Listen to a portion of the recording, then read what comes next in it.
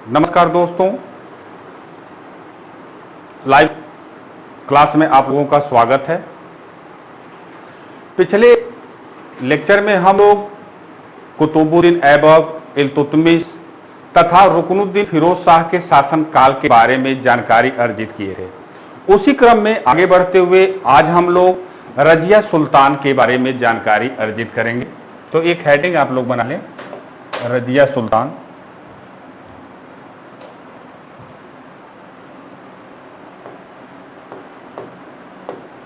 रजिया सुल्तान। रजिया सुल्तान का जो शासन काल रहा है वह 1236 से लेकर 1240 ईस्वी के मध्य रहा है। 1236 से लेकर 1200। अगर कभी प्रश्न आ जाए कि रजिया का शासन काल रहा है तो रजिया का शासन काल कब से कब तक रहा है? 1236 से लेकर के 1240 ईस्वी के मध्य रहा है। इल्तुतमिश जब अपने ग्वालियर अभियान से वापस दिल्ली लौटा, उस दौरान वह गंभीर रूप से बीमार पड़ जाता है और अपनी मृत्यु शैया से ही अपनी पुत्री रजिया को अपना उत्तराधिकारी नियुक्त कर देता है। किंतु इल्तुतमिश की मृत्यु के पश्चात सुल्तान तो बनना चाहिए था रजिया को, लेकिन तुर्की सरदारों ने षड्यंत्र के तहत रजिया को उसके उत्तराधिकार के पद से हटा दिया और इल्तुतमिश के एक पुत्र रुकनुद्दीन फिरोज शाह को दिल्ली की गद्दी पर बिठा दिया।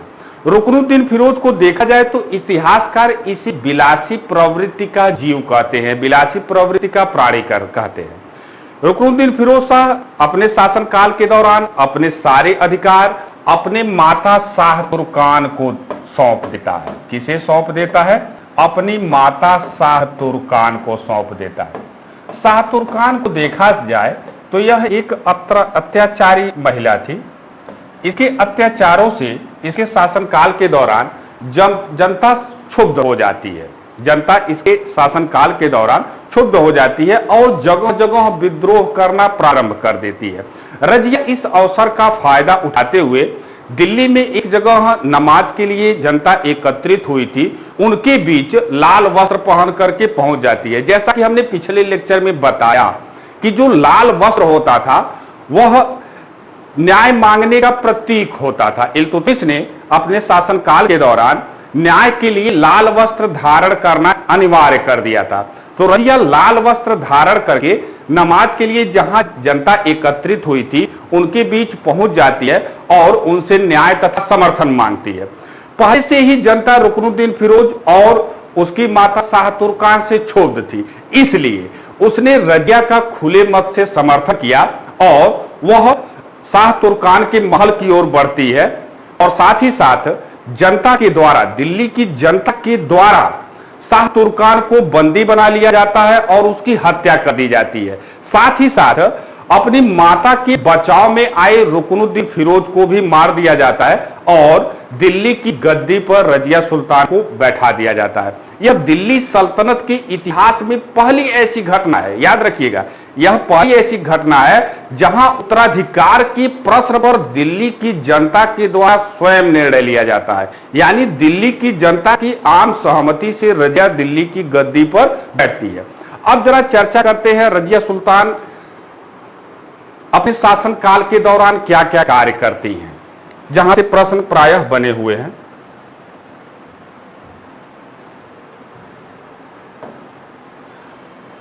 रजिया के शासनकाल से जो प्रश्न बनते हैं तो सबसे पहला प्रश्न यही बनता है, मध्यकालीन इतिहास की पहली मुस्लिम शासिका कौन थी? तो याद रखिएगा, दिल्ली अथवा मध्यकालीन इतिहास की पहली महिला शासिका कौन थी? तो यही रजिया सुल्तान थी। पहली महिला शासिका के साथ साथ अंतिम महिला मुस्लिम शासिका भी कौन थी? तो रजिया सुल्तान। पहली और अंतिम महिला शासिका कौन थी? तो रजिया सुल्तान थी। रजिया सुल्तान बनने के पश्चात सर्वप्रथम स्त्रियों वाले वस्त्र त्याग देती है। इसकी जगह पर पुरुष परिधान कुबा तथा कुलाह पहनना शुरू करती है। कुबा तथा कुलाह यह पुरुष परिधान होता था। कुबा अर्थात यह कोट टाइप होता था या इसे चोगा भी कहा जाता था, और कुलाह यह टोपी अथवा पगड़ी होती थी। और ये सब किस प्रकार के परिधान थे? पुरुषों से संबंधित परिधान थे। तो सर्वप्रथम रजिया क्या करती है? सुल्तान बनने के पश्चात स्त्रियों की वेशभूषा त्याग कर देती है, उसकी जगह पर पुरुष परिधान कुबा तथा कुलाह पहनना शुरू कर देती है। इसके अलावा रजिया को देखा जाए तो अपने सैन्य अभियानों में वह हाथियों पर बैठ करके जाती थी। इसके अलावा वह दरबार में खुले चेहरे के साथ लोगों के सामने प्रस्तुत होती थी। यहां पर देखा जाए जो एक इस्लामी प्रथा थी, प्रथा, उसका भी यह क्या करती है? त्याग कर देती है। इन सब वजहों से देखा जाए तो रजिया का विद्रोह होना स्वाभाविक सी बात थी। इसके अलावा रजिया ने अपने शासनकाल में सर्वप्रथम दिल्ली सल्तनत की यह पहली ऐसी सुल्तान थी जिसने तुर्की सामंत वर्ग के कमर को तोड़ने का प्रयास किया और साथ ही साथ गैर तुर्की सामंत वर्ग की शक्ति को संगठित करने का प्रयास किया गया।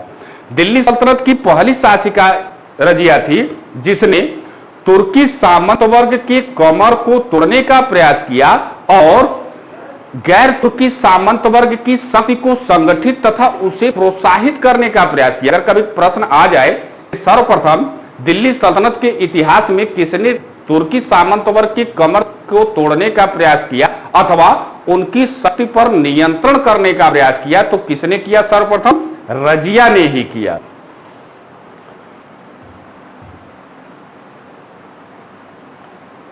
रजिया अपने शासनकाल के दौरान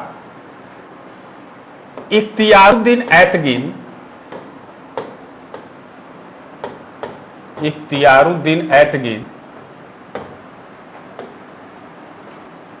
को आमीर-ए-हाजिब के पद पर नियुक्त किया था। किस पद पर नियुक्त किया गया था? आमीर-ए-हाजिब के पद पर। यह दरबार का शिष्टाचार संबंधी क्रियाकलापों का प्रधान होता था। आमीर-ए-हाजिब बहुत प्रमुख पद था ये भी एक। और अल्तुनिया को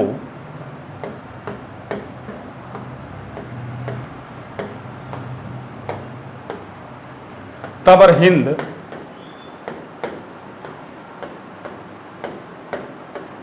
जिसे वर्तमान समय में भटिंडा के नाम से जानते हैं, तबरहिंद का ही वर्तमान में नाम क्या है? भटिंडा। इख्तियार नियुक्त किया था और आगे चल करके इन्हीं दोनों ने, इख्तियारुद्दीन ऐतगिन और अल्तुनिया ने ही रजिया के साथ विश्वासघात किया। रजिया ने अपने शासनकाल के दौरान जमालुद्दीन याकूत को अमीर-ए-आखुर पद पर नियुक्त किया था। अमीर-ए-आखुर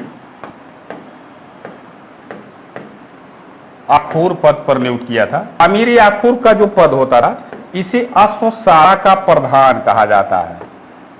अश्वशाला का प्रधान।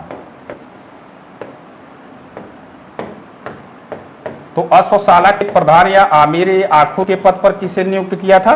जमालुद्दीन याकूत को नियुक्त किया था। इतिहासकार ईसानी इसके बारे में अभी कहते हैं कि रजिया और जमालुद्दीन याकूत के बीच प्रेम संबंध भी था, लेकिन अन्य इतिहासकार इसका विरोध भी करते हैं। केवल और केवल ईसानी नामक जो इतिहासकार थे उनका मानना था रजिया और याकूत के बीच प्रेम संबंध था। यहां तक ईसानी लिखते हैं कि रजिया घोड़े पर तब चढ़ती थी जब वह याकूत उसे सहारा देता था, लेकिन बाकी इतिहासकार इसका विरोध करते हैं। इसके कारण भी रजिया का विरोध हुआ। उधर तुर्की सामंत वर्ग के अधिकार पर नियंत्रण करने के कारण और इधर जमालुद्दीन याकूत के बीच प्रेम संबंध होने के कारण जगह जगह पर रजिया का विरोध होता है।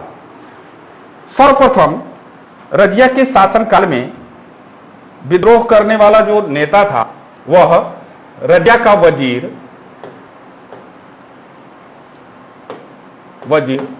निजाम उल मुल्क जुनैदी था। निजाम, कभी याद आए कि रजिया के शासनकाल में सर्वप्रथम विरोध किसने किया, तो किसने किया? निजाम उल मुल्क जुनैदी। निजाम उल मुल्क जुनैदी, जिसे रजिया पराजित कर देती है और इसके विद्रोह को शांत कर देती है।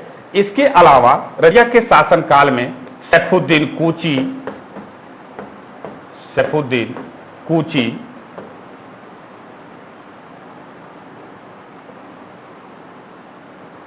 और लाहौर के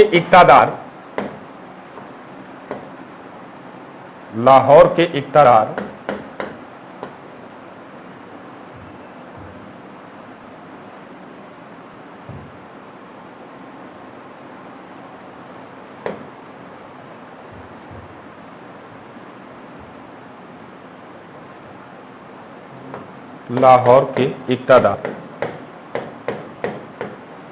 इजुद्दीन कबीर खां अयाज, इजुद्दीन कबीर खां अयाज के द्वारा भी विद्रोह किया जाता है, जिसे रजिया पराजित करती है और इनके विद्रोह को भी शांत कर देती है। रजिया के शासनकाल के दौरान तबरहिंद अर्थात भटिंडा में भी विद्रोह होता है और यहां पर अल्तूनिया के द्वारा विद्रोह किया जाता है। किसके द्वारा विद्रोह किया जाता है? अल्तूनिया के द्वारा विद्रोह किया जाता है। तबरहिंद के विद्रोह को शांत करने गई रजिया की सेना में विद्रोह हो जाता है। एक षड्यंत्र के तहत याकूत की हत्या कर दी जाती है। अल्तूनिया यहां पर जब रजिया तबरहिंद में अर्थात भटिंडा में विद्रोह को शांत करने हेतु सेना लेकर के पहुंचती है तो इसके खेमे में विद्रोह हो जाता है और अल्तूनिया यहीं पर याकूत की हत्या कर देता है और रजिया को बंदी बना लेता है। और इधर रजिया कहां पर है? तबरहिंद में विद्रोह को दबाने गई है। इधर दिल्ली में यह घटना घटित होती है कि इल्तुतमिश का एक पुत्र जिसका नाम बहराम शाह था, वह तुर्की सरदारों की सहायता से दिल्ली की सत्ता हथिया लेता।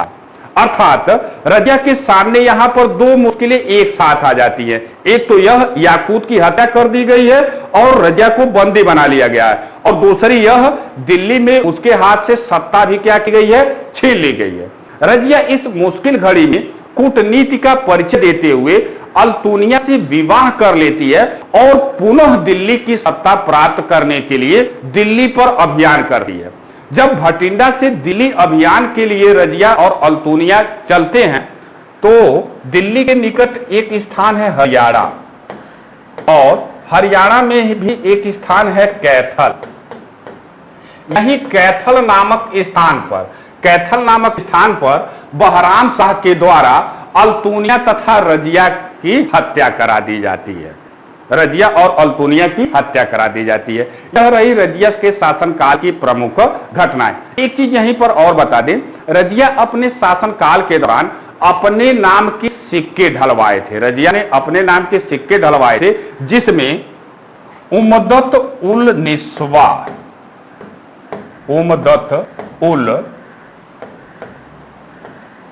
निस्वा की उपाधि धारण की थी। अगर कभी आ जाए कि अपने सिक्कों पर उमदत उल निस्वा की उपाधि के सुल्तान ने धारण की थी, तो किसने धारण की थी? रजिया सुल्तान ने धारण की थी। तो यह रही रजिया सुल्तान।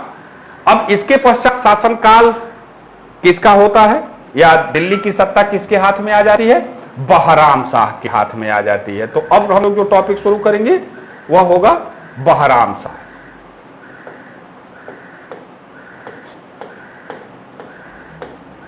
बहराम शाह का जो शासनकाल रहा है वह 1240 ईस्वी से 1242 ईस्वी के मध्य रहा है।